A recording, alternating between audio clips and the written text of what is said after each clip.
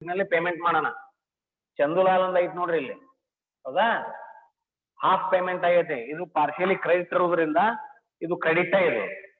ಕೊಟ್ಟಿದ್ದನ್ನ ಆಮೇಲೆ ನೋಡೋಣ ಅಂತ. ಟು ಚಂದುಲಾಲ್ ಅಂದ್ಬಿಡ್ರಿ. To Chandulal's account cost of goods ಅಷ್ಟು ಕೊಟ್ಟು ತಗೊಂಡಿದ್ರೆ ಆ ಮಾತು ಬೇರೆ. ಇಲ್ಲಿ ಏನ್ ಮಾಡ್ಯಾರ ಅವರು, ಚಂದುಲಾಲ್ ಕಡೆಯಿಂದ ಹಾಫ್ ಕೊಟ್ಟಾರ. ಎಷ್ಟು? 40,000 ಟೋಟಲ್ ಚಂದುಲಾಲ್ ಕಡೆಯಿಂದ ತಗೊಂಡ್ರ cost of goods.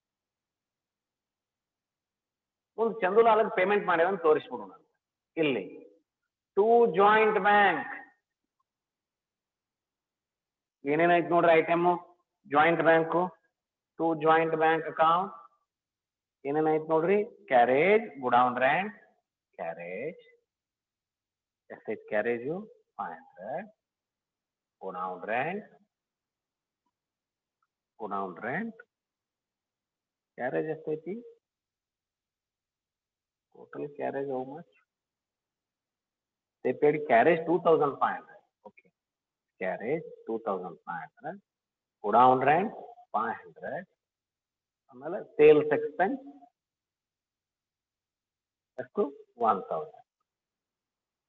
3,000-4,000. Total payment 4,000.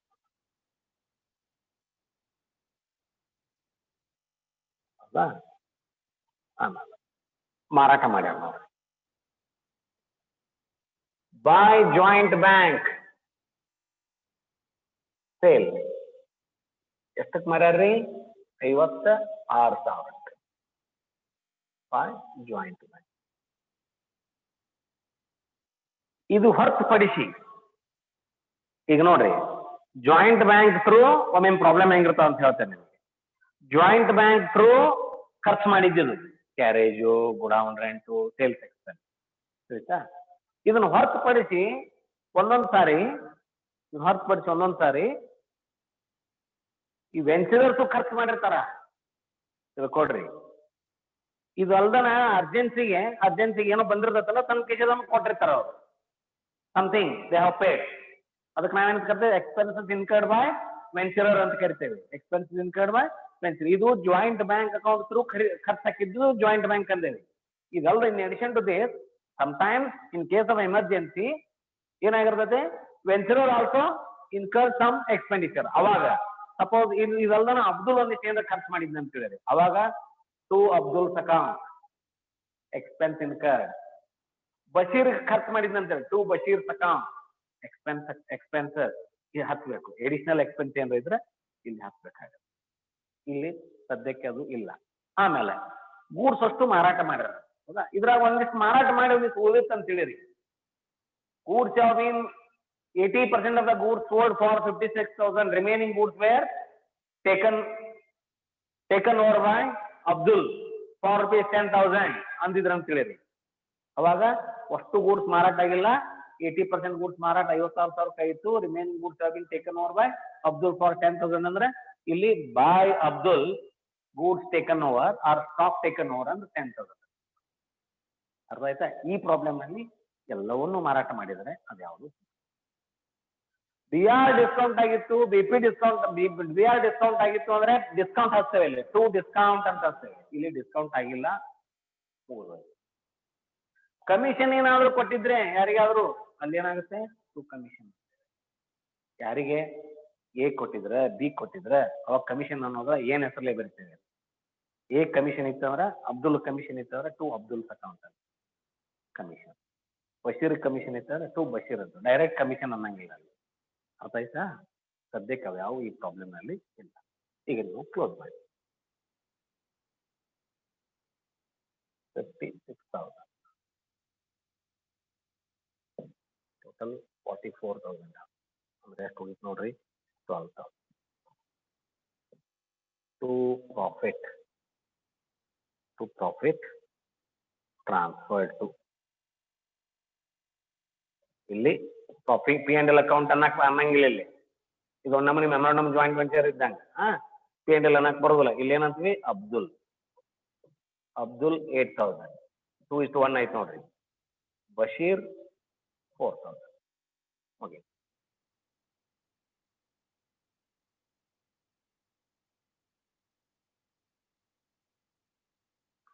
ಸರಿನಾ ಸರಿನಾ ಈಗ joint bank account next account joint bank ಹಾಕಿ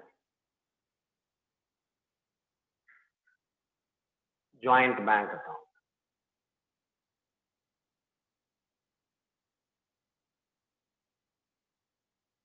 ಜಾಯಿಂಟ್ ಬ್ಯಾಂಕ್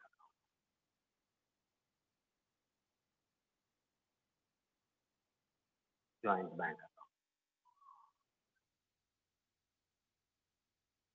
ಈ ಜಾಯಿಂಟ್ ಬ್ಯಾಂಕ್ ಅಕೌಂಟ್ಗೆ ಒಂದೇ ಎಂಟ್ರಿ ಏನ್ ಬರ್ತಂದ್ರೆ ಕ್ಯಾಪಿಟಲ್ ಕಾಂಟ್ರಿಬ್ಯೂಟೆಡ್ ಬೈ ಅಬ್ದುಲ್ಲೈನ್ ಬಶೀರ್ ಒಂದೇದ್ದು ರಿಸಿಪ್ಟ್ ಅದು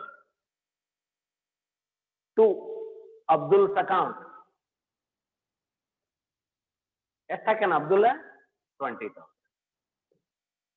is it right joint bank ಅಕೌಂಟ್ಗೆ ಅಬ್ದುಲ್ ಕಡೆಯಿಂದ ರೊಕ್ಕ ಬಂತು ರಿಸಿಟ್ ಕ್ಯಾಶ್ ರಿಸಿಟ್ ಆತಲ್ಲಿ ಬ್ಯಾಂಕಿಗೆ ಡೆಪಾಸಿಟ್ ಯಾರು ಡೆಪಾಸಿಟ್ ಮಾಡಿದ್ರು ಅಬ್ದುಲ್ ಟು ಅಬ್ದುಲ್ ಆಮೇಲೆ to Bashir's account 10,000 to Bashir's account 10,000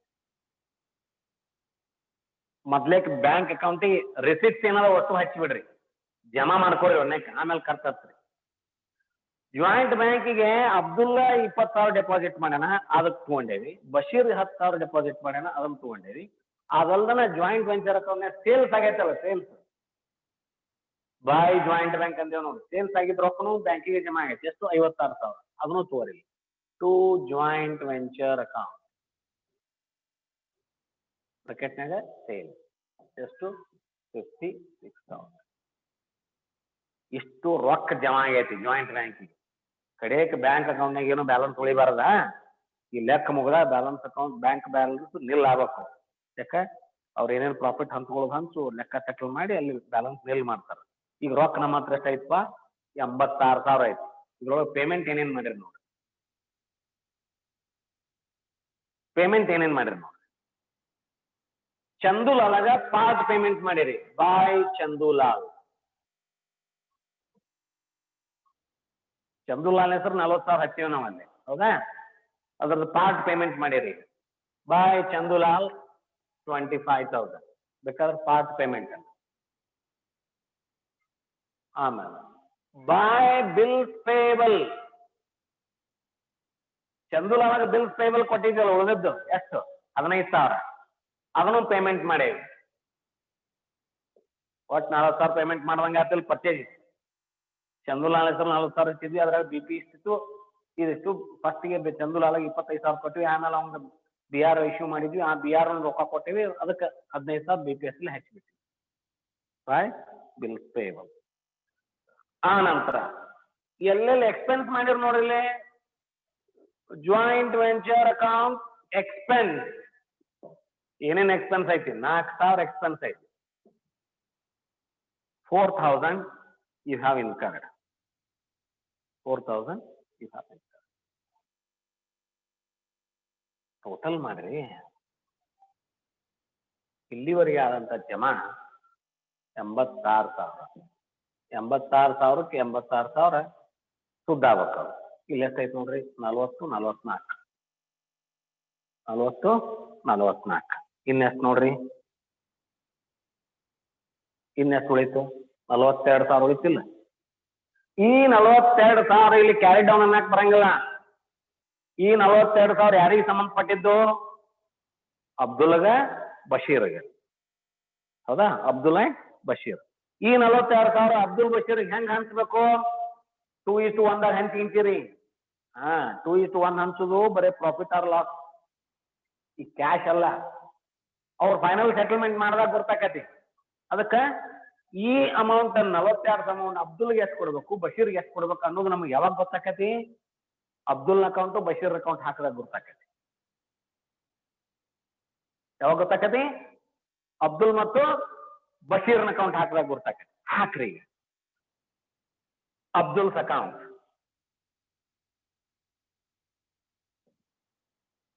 ಅಬ್ದುಲ್ಸ್ account ಆಮೇಲೆ Bashir's account Abdul's account Bashir's account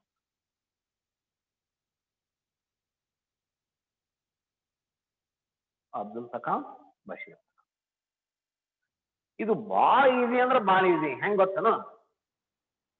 ಭಾಳ ಈಸಿ ಅಂದ್ರೆ ಭಾಳ ಈಸಿ. ಜಾಯಿಂಟ್ ವೆಂಚರ್ ಅಕೌಂಟ್ನ್ಯಾಗ ಎಲ್ಲೆಲ್ಲಿ ಅಬ್ದುಲ್ಲಾ ಬಶೀರ್ ಅಂತ ಬಂದಾವ ಅವ್ನ್ ತಗೋಬೇಕು. ಜಾಯಿಂಟ್ ಬ್ಯಾಂಕ್ನಾಗ ಎಲ್ಲೆಲ್ಲಿ ಅಬ್ದುಲ್ಲಾ ಬಶೀರ್ ಬಂದಾವು ಅವ್ನ್ ತಗೋಬೇಕು. ಅರ್ಥ ಆತಾ? Joint venture as well as ಏನು ಜಾಯಿಂಟ್ ಬ್ಯಾಂಕ್ ಅಕೌಂಟ್ ನಲ್ಲಿ ಎಲ್ಲೆಲ್ಲಿ ಅಬ್ದುಲ್ಲಾ ಬಶೀರ್ ಅಂತ ಹೆಸರು ಬಂದಾವಲ್ಲ ಅದ್ರ ರಿವರ್ಸ್ ಎಂಟ್ರಿ ಮಾಡ್ಕೋಬೇಕು. ಸಪೋಸ್ ಜಾಯಿಂಟ್ ಬ್ಯಾಂಕಿಗೆ ಬರ್ರಿ. ಜಾಯಿಂಟ್ ಬ್ಯಾಂಕ್ನಾಗ ಡೆಬಿಟ್ ಸೈಡ್ ಏನೈತಿ? ಅಬ್ದುಲ್ಲಾ ಬಶೀರ್ ಐತಿ ನೋಡ್ರಿ, 2010. ಇದು ರಿವರ್ಸ್ ತಗೋರಿ. Joint bank account enter to Abdul's account. Abdul's account is credited by joint bank. ಎಷ್ಟು? 20,000.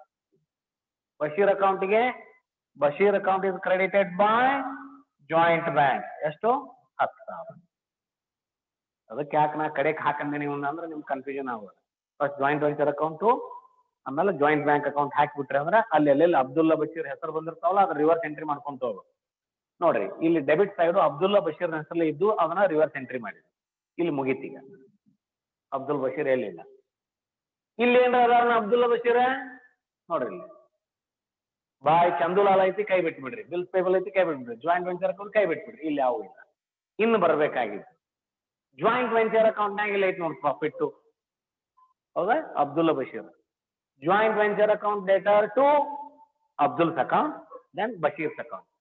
Abdul's account is credited by joint venture account. Credited by joint venture account. How much? 8,000.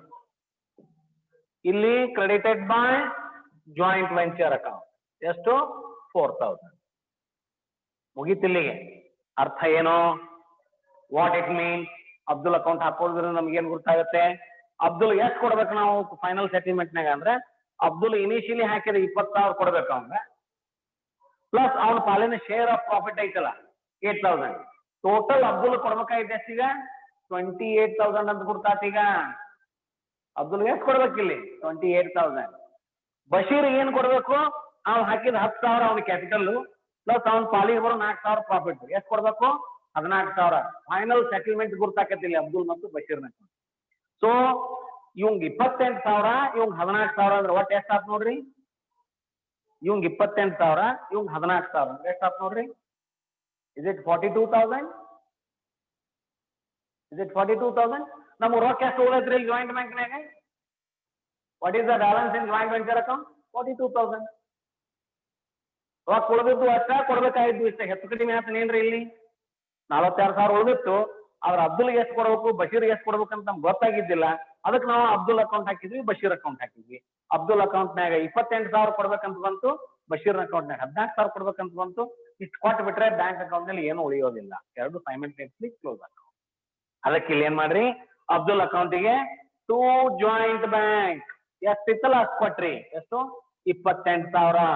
To joint bank account 28,000 Abdul ಅಕೌಂಟಿಗೆ. ಇಲ್ಲಿ Abdul account debtor to joint bank ಅಂದ್ರಲ್ಲ, joint bank account is credited by Abdul's account. ಎಷ್ಟು? 28,000. Joint bank account credited by Abdul's account. Bashir account ಬರ್ರಿ. To joint bank ಎಷ್ಟು? 14,000. To joint bank 14,000. To joint bank 14,000. Bashir account debtor to joint bank. Joint bank is credited by Bashir's account. 14,000. ಏನಾರ ಉಳಿತ ನೋಡಿ joint ಬ್ಯಾಂಕ್ನಾಗ? ಒಂದು ಪೈಸಾನು ಉಳಿದಿಲ್ಲ. Nothing is left. Is it okay? ಅದಕ್ಕೆ third method ನಲ್ಲಿ ಏನ್ ಮಾಡ್ಬೇಕು ಅನ್ನೋದು ಗೊತ್ತು ಮಾಡ್ಕೊಡ್ರಿ. ಈಗ ಥರ್ಡ್ ಮೆಥಡ್ ನಲ್ಲಿ ಏನ್ ಮಾಡ್ಬೇಕು ಅನ್ನೋದು ಗೊತ್ತು ಮಾಡ್ಕೊಡ್ರಿ. ಏನ್ ಮಾಡ್ಕೋಬೇಕು? First and foremost thing that you need to do is prepare joint venture account. Third method ನಲ್ಲಿ thereby you come to know profit or loss made on joint venture. Next you prepare joint bank account. Joint bank account prepare ಮಾಡಿ ಎಲ್ಲಾ entries ಅನ್ನ ಬರೆದು ಕೊನೆಗೆ final settlement entry gap ಇಟ್ಕೊಳ್ರಿ. Gap ಇಟ್ಕೊಂಡು ನೀವೇನ್ ಬರ್ರಿ? ವೆಂಚರರ್ಸ್ ಅಕೌಂಟಿಗೆ ಬರ್ರಿ. ಯಾಕಂತ ನಾ ಕೇಳಿದ್ರೆ ಜಾಯಿಂಟ್ ಬ್ಯಾಂಕ್ ಅಕೌಂಟ್ ಹಾಕಿ ವೆಂಚರರ್ಸ್ ಯಾಕೆ ಬರ್ಬೇಕಂದ್ರೆ ನಿಮ್ಗೆಲ್ಲ ವೆಂಚರರ್ ಹೆಸರು ಎಲ್ಲಿ ಏನ್ ಬರೋಕ್ಕೆಲ್ಲ ಬಂದ್ಬಿಟ್ಟಿರ್ತಾವ. ಜಾಯಿಂಟ್ ವೆಂಚರ್ನಾಗೂ ಬಂದಿರ್ತಾವು, ಜಾಯಿಂಟ್ ಬ್ಯಾಂಕ್ನಾಗೂ ಬಂದಿರ್ತಾವು, ಎಲ್ಲೆಲ್ಲಿ ಬಂದಿರ್ತಾರೋ ಅದ್ರ ರಿವರ್ಸ್ ಎಂಟ್ರಿ ಹಚ್ಚಿಬಿಟ್ರೆ ನಿಮಗೆ ಇಂಡಿವಿಜುವಲಿ ವೆಂಚರ್ ಅಕೌಂಟ್ ಹಾಕೋದು ಈಸಿ ಆಕತೆ. ಅಲ್ಲಿ ನಿಮಗೆ ಫೈನಲ್ ಸೆಟಲ್ಮೆಂಟ್ ಅಮೌಂಟ್ ಗೊತ್ತಾಕತ್ತೆ. To that extent you need to pay through joint bank. ಅಲ್ಲಿ ಸೈಮಲ್ಟೇನಿಯಸ್ಲಿ ನಿಮ್ಮ ವೆಂಚರರ್ಸ್ ಅಕೌಂಟ್ ಮತ್ತು joint bank account simultaneously close ಆಗ್ತವೆ. ಒಂದ್ ಹಿಂದ ಒಂದು ಮುಂದೆ ಕ್ಲೋಸ್ ಆಗುದಿಲ್ಲ. ಇಂಡಿಪೆಂಡೆಂಟ್ ಆಗಿ ಕ್ಲೋಸ್ ಆಗೋದು joint venture account. Joint venture account is going to be close independently. ಅಲ್ಲಿ ನಮಗೆ ಪ್ರಾಫಿಟ್ ಆರ್ ಲಾಸ್ ಗೊತ್ತಾಗುತ್ತೆ. Thereby, joint bank and other ventures account will be closed simultaneously. ಅರ್ಥ ಆಯ್ತಾ? ಅರ್ಥ ಆಗದತಿ? Is it okay? Okay. ಇದು third method. ಇದರದು journal ಎಂಟ್ರಿನ ನೀವು ಹಾಕಬೇಕು. ಏನ್ ಹಾಕೋದು ನೋಡಿ journal entry. First journal entry ಏನೋ ಡೆಪಾಸಿಟೆಡ್ ಟು ಬ್ಯಾಂಕ್ ಅಂತ ಬರ್ತೇನಲ್ಲ. ಫಸ್ಟ್ ಏನು joint bank account letter to Abdul's account 20,000 credit, Bashir's account 10,000 credit, total 30,000 that being capital has been deposited to joint bank. Finish. ಹೌದಾ? ಎರಡನೇ entry purchase of goods, joint venture account letter to Chandulal's account 40,000 being goods purchased from Chandulal, partly credit. ಸರಿನಾ? ಆ ನಂತರ ಬರೋದು ನೋಡಿಲ್ಲ expense joint venture account letter to joint bank account being expenses incurred. ಸರಿನಾ? ಇಲ್ಲೇ joint bank ಇದಾತ, Abdul account ಆತ. ಆಮೇಲೆ ಪೇಮೆಂಟ್ ಆಗಿದೆ. ಏನ್ ಪೇಮೆಂಟ್ ಆಗಿದ್ದು? Chandulal account letter to joint bank account 25,000. ಹೌದಾ? Bills payable account letter to joint bank account 15,000. being bills payable met, being partial amount is paid. ಹೌದಾ? ಅದು ಮುಗೀತು. ತದನಂತರ ಬರೋದು profit. Joint venture account letter to Abdul's account 8,000, Bashir's account 4,000, being profit transferred. ಆಮೇಲೆ final settlement ನೋಡಿ. Final settlement Abdul's account letter 8,000, Bashir's account letter 4,000 to joint bank account 12,000. Being final settlement is made. Journal entry ಈ ledger account ಇಟ್ಟು journal entry. ಅರ್ಥ ಆಯ್ತಾ? ಮಾಡ್ತೀರಿ? ನಾ journal entry ಹಾಕೋದ್ರಲ್ಲಿ time ಹಾಳು ಮಾಡೋದಿಲ್ಲ. I prepare ledger account. ನಿಮಗೆ ಗೊತ್ತಾಗದೇ ಇದ್ರೆ journal entry ಕಳ್ಸೇನೆ ಇಲ್ಲ ಫಸ್ಟ್ ನಿಮಗೆ. ಆ ಜರ್ನಲ್ ನೋಡ್ತಾ ಒಂದೊಂದು ಎಂಟ್ರಿ ಹಾಕ್ರಿ. ಯಾವ ಸಂಬಂಧಪಟ್ಟಿದ್ದು ಅವನ್ನ ಹಾಕ್ರಿ, ಸಂಬಂಧಪಡ್ಲಾರ್ದು ಬಿಟ್ಟು ಬಿಡ್ರಿ. ಅಲ್ಲಿ ಒಮ್ಮೆ ಡಿಸ್ಕೌಂಟ್ ಇದೆ, ಇಲ್ಲಿ ಡಿಸ್ಕೌಂಟ್ ಇಲ್ಲ, ಕೈ ಬಿಡ್ರಿ.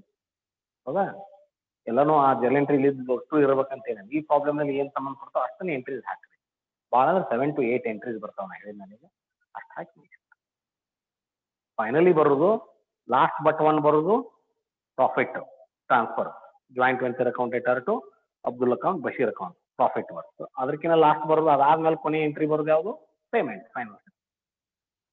ಇವು ಕೊನೆ ಎರಡು ಎಂಟ್ರಿ ನೆನಪಿಟ್ಟುಕೋರಿ. ಫಸ್ಟ್ 2 ಎಂಟ್ರೀಸ್ ಇವು ನೆನಪಿಟ್ಟುಕೋರಿ. Deposited to bank. First entry ಏನು? Joint bank account letter to Abdul's account, Bashir's account cash deposit.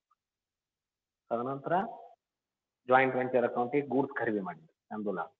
Joint venture ಅಕೌಂಟಿಗೆ ಎಕ್ಸ್ಪೆನ್ಸಸ್ ಖರ್ಚು ಹಾಕಿದ್ವಿ. Expense joint venture account letter to joint bank. ಆಯ್ತಾ? ಎಷ್ಟಾದ್ರು ನೋಡ್ರಿ ಎಂಟ್ರಿ ಎಷ್ಟಾದ್ರು. ಫಸ್ಟ್ ಎಂಟ್ರಿ ಇದು, ಎರಡನೇ ಎಂಟ್ರಿ ಗೂಡ್ಸ್ ಖರೀದಿ ಮಾಡಿದ್ದು, ಮೂರನೇ ಎಂಟ್ರಿ ಎಕ್ಸ್ಪೆನ್ಸ್. ಹೌದಾ?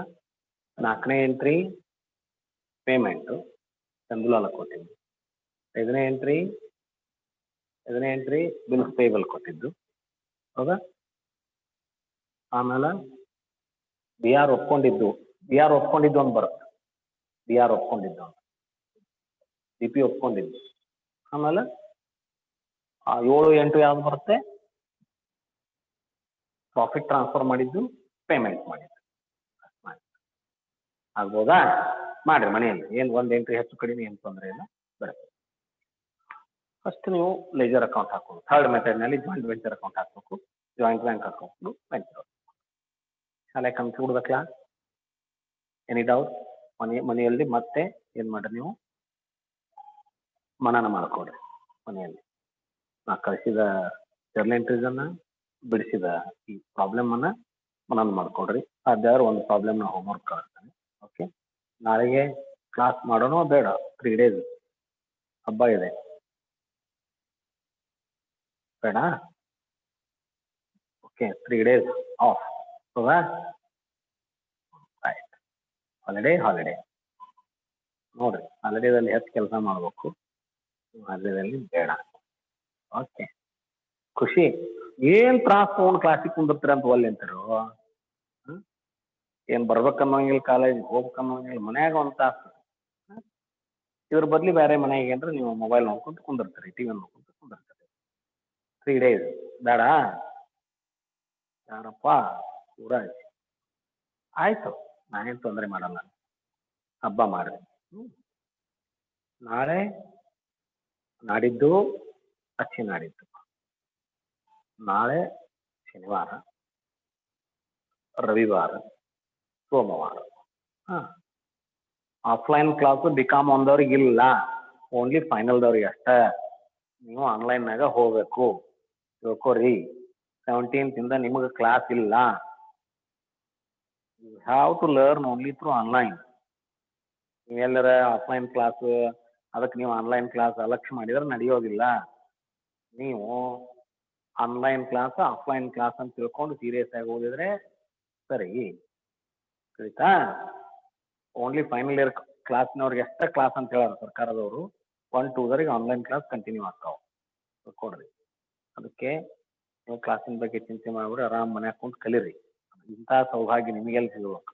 ದನೂ ಇಲ್ಲ, ತ್ರಾಸ ಇಲ್ಲ, ಮನ್ಯಾಗ ಕೂತ್ಕೊಂಡು ಆರಾಮ್ಸೆ ಕಲಿಯೋದು ಏನೈತಲ್ಲ ಭಾಗ್ಯ, ನನಗಂತೂ ಭಾಳ ಖುಷಿ ಕೊಡದತ್ತ. ಹೌದಾ? ಆರಾಮ್ ಕುಂತು ಮನ್ಯಾಗ ಕಲೀರಿ. ಯಾವುದು ವಾತಾವರಣ ಸರಿ ಇಲ್ಲ ಹೊರಗಡೆ, ಯಾಕೆ ಅಡ್ಡಾಡ್ತೀರಿ ಖಾಲಿ? It's okay. ಶಾಲೆ ಕನ್ಕ್ಲೂಡ್. ಒಮ್ಮೆ ನಾವು ಯಾವಾಗ ಮಂಗಳವಾರ ಭೇಟಿ ಆಗೋಣ. ಮಂಗಳವಾರ, ಟ್ಯೂಸ್ಡೇ ನೆನಪಿಟ್ಕೊಳ್ರಿ. ಶನಿವಾರ, ಐತಾರ, ಸೋಮವಾರ ಹಬ್ಬದ ಸಲುವಾಗಿ ಸೂಟಿ ಆಯಿತು. ಮಂಗಳವಾರ ದಿವಸ ಅಂದರೆ on 18th November again we are meeting at 10 o'clock morning, 10 o'clock. Is it okay? ಮಂಗಳವಾರ 10 ಗಂಟೆ. ಅಲ್ಲಿವರೆಗೂ ಆರಾಮ್ ಹಬ್ಬ ಮಾಡಿ. I wish you all happy Deepavali. ಅಂತೂ ಪಟಾಕಿ ಹೊಡೆಯೋದಿಲ್ಲ, ಸೇಫ್ಟಿಯಾಗಿರ್ತೀರಿ, ಏನು ತೊಂದರೆ ಇಲ್ಲ. ಸರ್ಕಾರನ ಹೇಳಿರ್ತದೆ ಪಟಾಕಿ ಹೊಡೆಯೋದಿಲ್ಲ. ಇಲ್ಲಾಂದ್ರೆ ಪ್ರತಿ ಸಲ ಪಟಾಕಿ ಹೊಡೆಯೋದ್ರಲ್ಲಿ ಕೈ ನೋವು ಮಾಡಿಕೊಂಡು, ಕಣ್ಣು ನೋವು ಮಾಡಿಕೊಂಡು ಇವೆಲ್ಲ ಸಾಕಷ್ಟು ತೊಂದರೆಗಳಾಗ್ತಿತ್ತು ಭಾಳ ಜನರಿಗೆ. ಸರಿ, ಅದಿಲ್ಲ.